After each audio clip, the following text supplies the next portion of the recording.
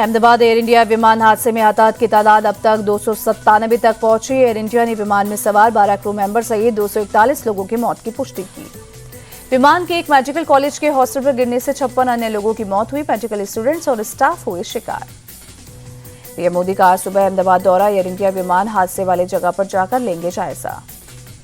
Aircraft accident investigation bureau ने विमान हादसे की आधिकारिक जांच की शुरू। बोइंग हादसे की जांच में एआईबी को करेगी असिस्ट। सिविल एविएशन मिनिस्टर ने दिए जांच के आदेश। अमेरिकी जांच एजेंसी एनटीएसबी की टीम आएगी भारत। अहमदाबाद प्लेन हादसे की जांच में करेगी सहयोग। भारत सरकार ने विमान हादसों पर एक हाई लेवल कमेटी का किया गठन। केंद्रीय नागरिक उड्डयन मंत्री राममोहन नायडू ने बताया, भविष्य में इस तरह की घटना होने के उपायों पर सुझाव देगी कमेटी।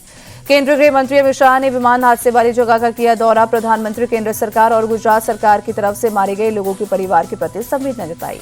गृह मंत्री अमित शाह ने कहा, शवों की पहचान के लिए करीब 1000 डीएनए टेस्ट होंगे। विदेशी यात्रियों के परिवार से भी डीएनए के लिए संपर्क किया गया। सभी टेस्ट गुजरात में ही होंगे। गृह मंत्री अमित शाह ने कहा, विमान में 1.25 लाख लीटर पेट्रोल था। गर्मी और तापमान बहुत ज्यादा था, किसी को बचने का मौका तक नहीं मिला। गृह मंत्री अमित शाह अस्पताल में गए। हादसे में बचे एकमात्र यात्री विश्वास कुमार रमेश से मुलाकात की। गृह मंत्री अमित शाह हादसे में घायल हुए अन्य लोगों से भी मिले। अस्पताल के अधिकारियों से ली इलाज और देखभाल की जानकारी। अहमदाबाद में डॉक्टरों की टीम डीएनए सैंपल लेने के लिए तैनात। सैंपल के लिए परिजन फॉर्म भरकर जमा कर रहे हैं।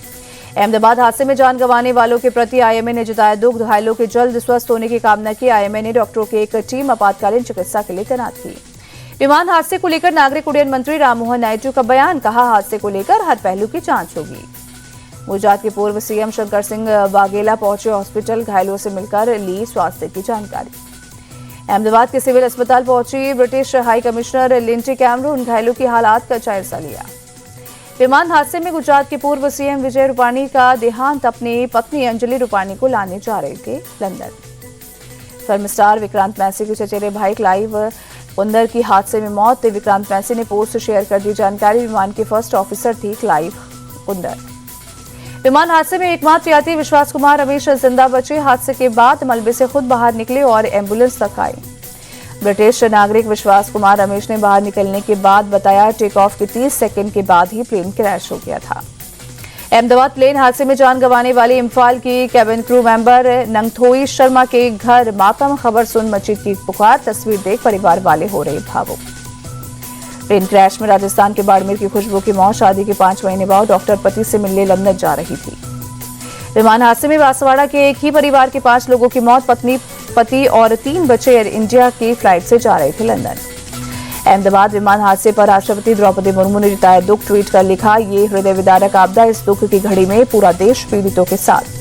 विदेश मंत्री एस जयशंकर ने अहमदाबाद हादसे को लेकर एक्स पर किया पोस्ट। प्लेन हादसे में जान गंवाने वाले के प्रति संवेदना जताने के लिए सभी विदेशी नेताओं और सरकारों का किया धन्यवाद। कांग्रेस सांसद राहुल गांधी की कांग्रेस कार्यकर्ताओं से अपील, अहमदाबाद में प्लेन हादसे वाली जगह पर जाकर राहत बचाव कार्य में मदद करें।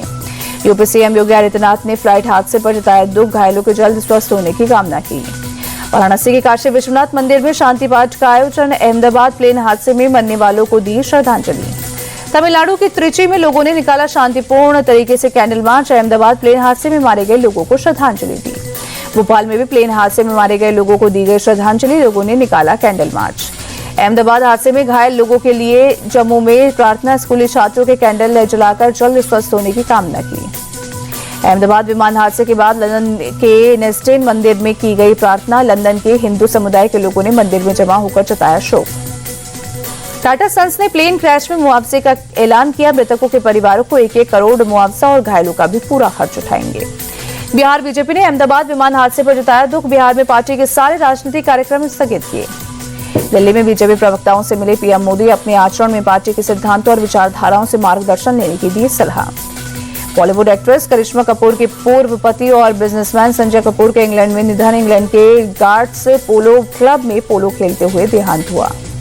फ्रांस दौरे पर विदेश मंत्री जयशंकर राष्ट्रपति मैक्रोन से की मुलाकात। आतंकवाद पर भारत के रुख के समर्थन के लिए जताया आभार। पश्चिम बंगाल के सीएम ममता बनर्जी ने गुरुदेव टैगोर के पैतृक घर पर हमले को बर्बरता बताया। पीएम मोदी से बांग्लादेश सरकार से बात करके अपराधियों को सजा दिलवाने की अपील की। बंगाल के रविंद्र नगर इलाके में 2 गुटों में झड़प का मामला। 40 लोग पकड़े गए। मामले में 7 केस दर्ज। चेन्नई के रामापुरम में निर्माणाधीन मेट्रो रेल ट्रैक का एक हिस्सा गिरा। हादसे में एक शख्स की मौत। घटना के समय बाइक से जा रहा था शख्स। गोरखपुर के जेआरसी गार्डन में शॉर्ट सर्किट से लगी भीषण आग, 5 दुकानें हुई खाक। फायर ब्रिगेड ने आग पर काबू पाया। यूपी के लखनऊ में पुलिस और बदमाश के बीच मुठभेड़, पुलिस ने बदमाश को किया गिरफ्तार। आरोपी के चोरी के मामले में पुलिस को थी तलाश। राजस्थान के कई जिलों में हीट वेव का अलर्ट, अगले 3 दिनों में तापमान में हो सकती है बढ़ोतरी। मौसम विभाग ने श्रीगंगानगर में तापमान 48 डिग्री के पार जाने की आशंका जताई। मुंबई के बांद्रा इलाके में मूसलाधार बारिश, लोगों को गर्मी से मिली राहत।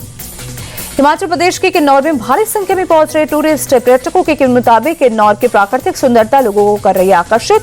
आम लोगों के लिए खोला गया शिव किला। WTC फाइनल का तीसरा दिन आज। दूसरे दिन ऑस्ट्रेलिया ने साउथ अफ्रीका पर कुल 218 रन की बढ़त बनाई। पहली पारी में ऑस्ट्रेलिया को 74 रन की मिली थी बढ़त।